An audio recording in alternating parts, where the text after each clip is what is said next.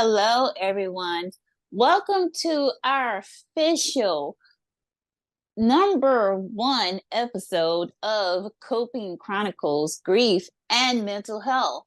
I am one of your lovely co-hosts, Miss Stephanie Hall. Here is my other lovely co-host, Dr. George Ackerman. Say hello, everyone. Thanks. Say hello, George.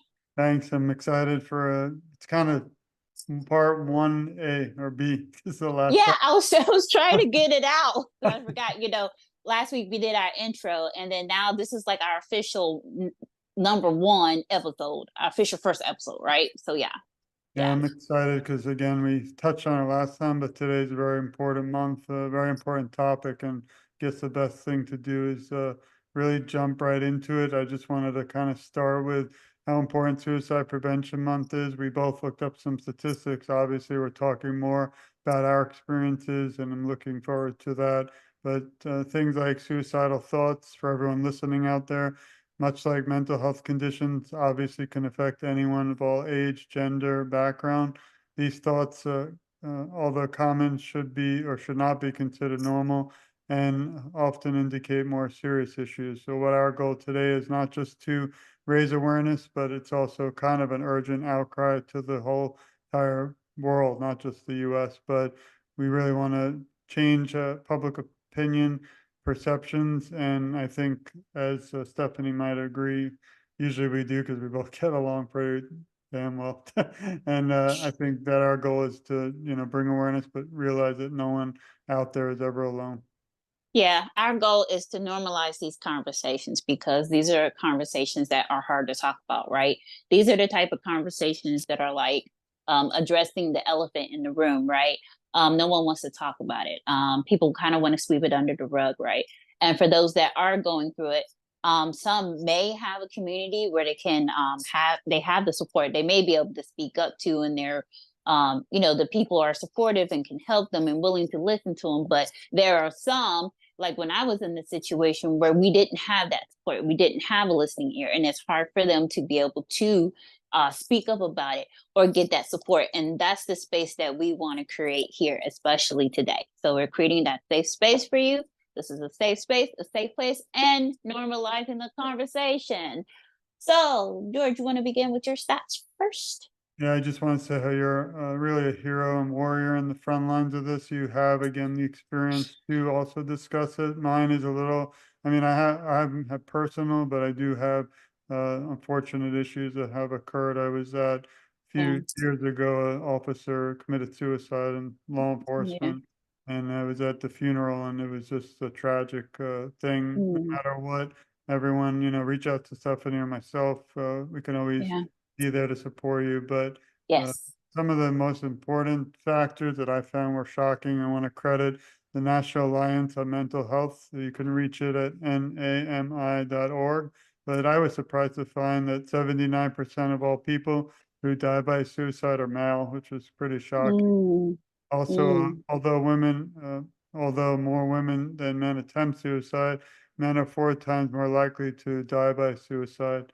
And then mm, the two other ones that are important, suicide is the second leading cause of death among people aged 10 to 14, the third leading cause of death among those 15 to 24, and the 12th leading cause of death overall in the US. So these are, significant factors. And as a researcher and PhD myself, just shocking to see those numbers. yeah. I actually saw one of those same stats. I pulled that one too. The one that says it said the second leading cause of death among people ages 10 and 4 or through 14. Um, those suicide is the second leading cause, right?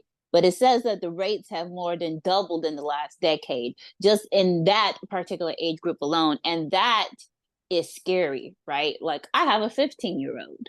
And what's interesting is that she had a slight bout a few years ago, which pushed me to heal even more. She was cutting herself. And when she was going, she was probably 13 or 12. And so that, pushed me to heal even more. And so it's kind of scary to think, your kids going through this, right? At such a young age. And another important stat I picked up was it said that depression can lead to suicidal thoughts and attempts. And that is totally correct. I tell people and my clients all the time, when you get to the point when you get to depression, you have to do something about it right then and there. You cannot let it fester. You cannot sit in that depression for weeks. You have to go ahead and apply healthy coping mechanisms or whatever it is that you utilize to come out of that depression. Because if you sit in that depression and if you sit in it too long, that's when those, I call them intrusive thoughts, right? That's when those intrusive thoughts come. And then it gets that bad because you entertain those intrusive thoughts, right? You start believing them, right? And then it's like once you hit the depression, it's like, boom, it's like a fast decline. So I saw that and I found that very interesting, but it's very, very true. I was sad and shocked when you even reiterated the young, the teen. My daughter has just started middle school and in a new school, so she doesn't know anyone. And she has a phone now, and the iPad is what they use primarily. And you, we always debate, my wife and I, how much you do have to kind of invade their privacy just to ensure Just a they're little bit. doing Mm-hmm. okay. But also the Mm-hmm. community impact is significant, not just the individual. In the US, adults, 4.8% of individuals have serious thoughts of suicide.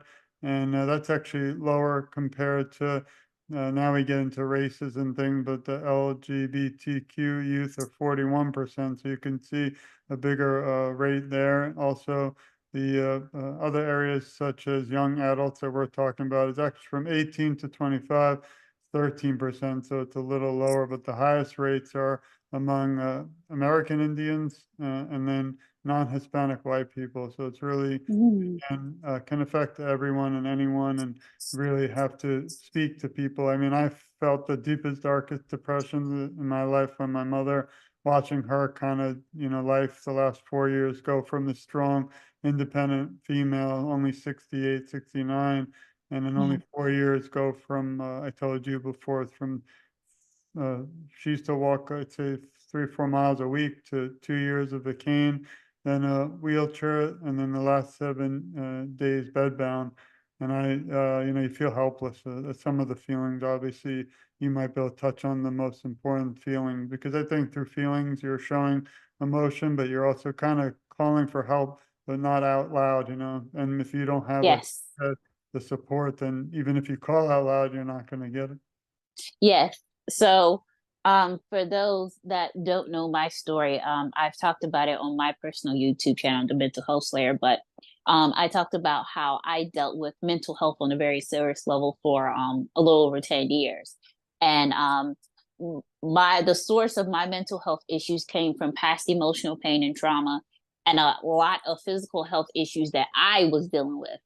I got sick with a lot of physical health issues at a very young age. Like I was diagnosed with migraines at the age of 12. But migraines, I wouldn't wish those even on my worst enemy, right? Those So, things are torture. And was diagnosed with scoliosis at 12. I had my first stroke. I had a stroke at the age of 18. I was a senior in high school.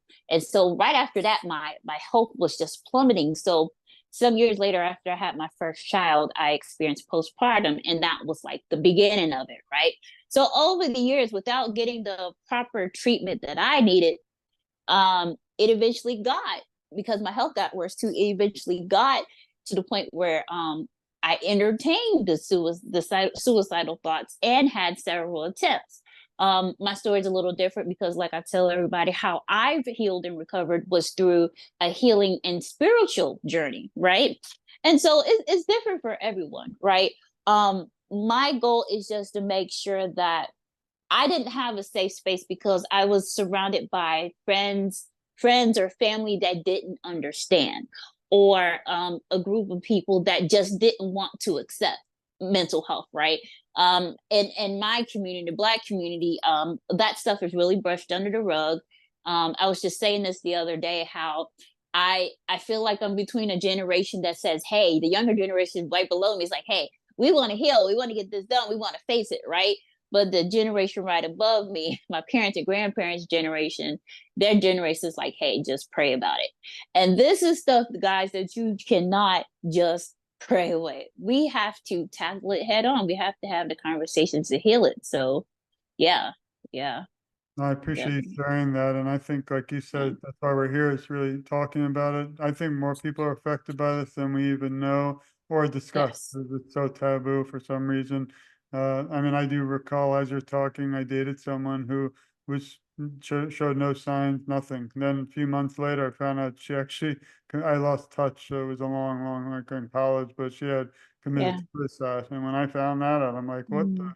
bleep? Like, I couldn't believe Yeah. when we were dating and never had one sign of anything. So there was something more going on behind the scenes. We only dated very short, like a week or a few, but just to know Correct. someone I kind of cared about and knew even, forget about even if you care or not, but you don't want to see any human or soul do that when they're really kind of again crying for help and it's just not coming. It's almost like the movies where the good guys are going to come to save the, you know, the bad stuff and the good guy just doesn't show up. So hopefully we're like those two good guys in the movies Hmm. coming to save the day. But like I said, Yeah. you have to reach out. Yeah. I was interviewed on a radio station last year back home, and she asked a very important question. And I told her, I said, the ones that are dealing with mental health on this very extreme level, they hide it very well, right? They mask it. Some mask it because they feel like they have to. Some just it's just a normal thing, right? But I told her that these are the people that's going around with still a smile on their faces, even though they're crumbling on the inside, right? You may never know something's going on with them, but because they don't have a safe space, or maybe they don't feel comfortable with speaking about it, they're not verbal about it. They're just, some of them are some of the strongest friends out here, right? And they're helping and doing everything for everyone else, but they're not really doing much for themselves, right? And so I can speak on that because I was one of them. So we have to do better with pointing it out, because even like I told her, if you ask somebody how are they doing today, and they just say something as simple as I'm tired, and that's it, you need to check on your friend. You need to do a better job of checking on your friend. You need to check on them very often, even if they are your strongest friend. Do better about checking on that friend, because they probably need you, right? And so by us doing the show and talking about it, right, we're talking about these things so that people can be more aware, right? And be like, hey, I can spot it next time. I can spot it next time. But the point of addressing this and the part of the grief is that we're still grieving a lot of things, right? Even dealing with people that we have lost because of this, right? But the key is to talk about it, address it. We can't stay in that guilt. So some of us deal with guilt, right? I told myself I can't allow myself to feel guilty for not knowing, you know, what they were going through. But I know now. And when you know better, you do better, right? So, Yeah, I agree. And also, we mentioned last time one of our kind of people we grew up with, I think Robin Williams, he was a yes. hero to many, but he committed suicide. Wasn't even Yeah. that long ago. No one could really understand. I know I was in shock, but many believe that it said that he had Parkinson's disease, which hits me home pretty tough, but he was very depressed with it. He also, the drugs that you take for Parkinson's, unfortunately, can further send you into a potential depression. But they Mm-hmm. actually did some studies and again an autopsy, and they said he was suffering from early onset Lewy body disease, which is a form of dementia that Yeah. 1.2 million people in the U.S. have. Also, many with Alzheimer's, that's 5.2 million. So these Mm-hmm. diseases creep up out of nowhere. They also said that Yes. he didn't really know he had the disease because he didn't show the classic symptoms, which is what you Mm-hmm. difficulty walking, decreased balance, inability Mm-hmm. to control physical issues, but a lot of it was signs of Parkinson. But if you aren't aware and you aren't kind of getting help, but you're not sure, you should definitely still see a medical professional because the big problem with Parkinson today, although we don't have a cure, there are ways to slow the progression, like eating and exercise, but you're not even sure, we don't know why my mother waited several years to tell us she had Parkinson's. I knew it was Mhm. word Parkinson. I didn't even know it was a disease. I don't know if we could have done much more, but she definitely fell into the world of depression. I don't like talking about it. She joked once and said to her sister, to all of us, that if she's at the point where she's going to be passing, that we should use a pillow and like help. Mm, Obviously, we didn't do it because I had to follow right. the law, but I am a big believer, and I hope we'll have a show on the death with dignity laws because in Florida we don't have them. So there's a whole world too. As an attorney, I teach as also as a professor, assisted suicide. And that's a different world because that's kind of something that that individual chose because there was no path back, end of life. So that's a total different world. Maybe another show. So it is Yeah. just kind of important and sad in the same light to bring up Robin Williams because he might be a symbol of, what we all grew up and we loved, and he made us laugh, but on the inside, he wasn't laughing. Yeah. When I think about Robin Williams, definitely a part of my childhood, right? And Mrs. Doubtfire was my most favorite movie It was of just on the his, other right? day. It was on my Yeah. TV. I love that. And so when he passed, it hurt. It hurt. Um After I healed and I went back and thought about it, and I saw that, it was talking about how he had the Lewy body dementia, right? And I was just thinking, there's a lot of people that are suffering with mental health issues because of physical pain, because of physical health issues, right? And what is it that we could do better to try to heal from these physical health issues or manage them better, because it seems to me it seems unavoidable. But it's highly relatable. I dealt with fibromyalgia for years. My mother had that too. I had and then some years after that I was diagnosed with um, osteoarthritis in my back. And so, but between that and on top of everything else I was dealing with, and being at a young age, I had trouble walking. I had trouble for standing more than 5 minutes. And when I had my second child, and I said, I got to do something because I can't even play with my daughter. You know, um, there's that level of pain where it's crippling, and it doesn't allow you to live a normal life, right? You can't even have, it seems like you can't even have the simplest of joys. It does affect your mental health. And so we got to do better about, bringing more awareness, bringing more support and communicating those that are dealing with it and those that are there in the circle. Because, like you said, even though your mother was the main one dealing with it, you dealt with it too, right? And so it affects your family members, especially if you have a great and supportive family and friend group, whether you know it or not. So please speak up. Please ask for help.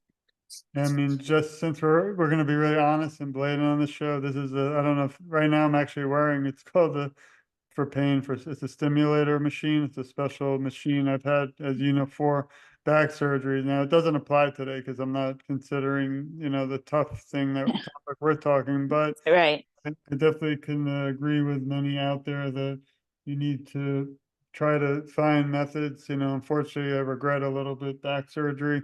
Now everybody's journey is different, but I actually have a meeting tonight with like a spinal cord stimulator. I never dreamt at 47 I'd be looking into that. I'm Mm-hmm. hopefully going to stay away from it, but I kind of regret doing the surgeries. I feel the same before 4 major, hospital stays, but Yeah.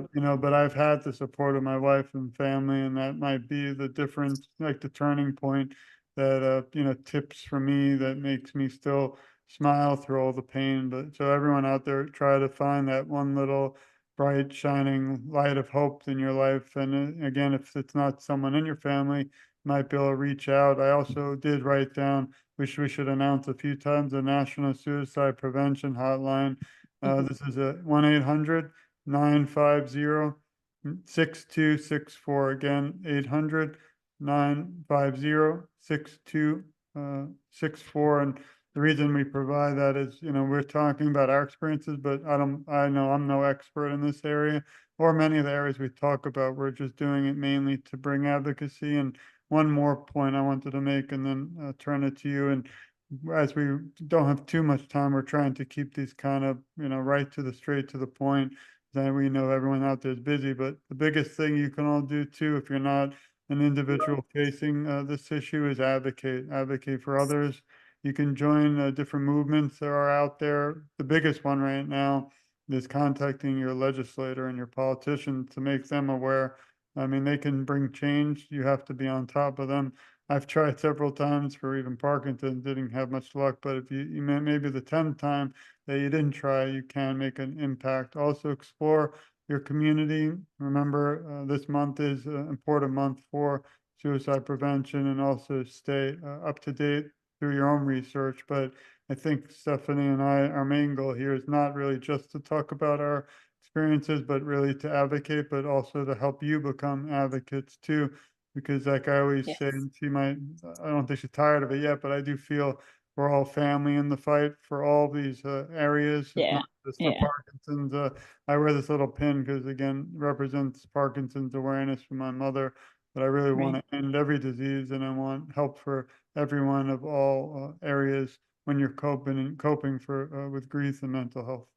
Yes, yes, definitely. Um, I found the 988 suicide and crisis lifeline. Basically, you can call or text the number 988 to get assistance if you would like. I love People that. that follow, I love that huh? because I love that we both offer different ones. There's so many out there, but these are trained professionals, licensed likely. And if you don't Yeah. like, one, there's always others. Sometimes you make a call. I did it the other day to call a doctor, and for some reason, just couldn't get through to the secretary, and it was like kind of bringing my own brain. So I hung up, called, Hmm. and had no problem. So, there are people out there maybe that can kind of get on your, area or your understanding. Just don't give up. You have to keep trying. Yeah, I'm just gonna say this one last thing because, like you said, we're very straight, honest, and straightforward on this show. Um, my answer for healing wasn't through the hotlines. It wasn't. My answer for healing was spiritual based. Okay. So if any of you feel like that's where you need help with healing your mental health, if you're going through a crisis and need prayer, you can reach out to me. You can follow my platform. I have a bunch of prayers for different things up there. I have a prayer about healing from grief, as a matter of fact. And as a spiritual and mental health life coach, I am offering mental services for mental health life coaching. So if you want to heal from your mental health holistically, you can reach out to me as well. I think, George, I really think that we should talk about health issues and how they affect your mental health one day. I mean, unfortunately, I'm a great role model for that topic.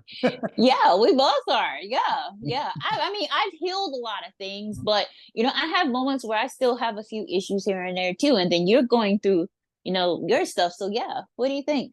Yeah, I mean, it's important to the whole show, I think, about it, but because, again, I'm at the point where it's kind of given up on them. No offense to the medical field, I love you all, but didn't really work for my back. And, now I'm stuck with a spot where I think I might have been better off never have done doing the surgery, but I'm kind of glad I did try. Although I think when we met, I told you the first Mm-hmm. felt like a little knife. Then the next one got worse. It was the L4, L5. That's all these things I don't want to know about. And I've Ugh.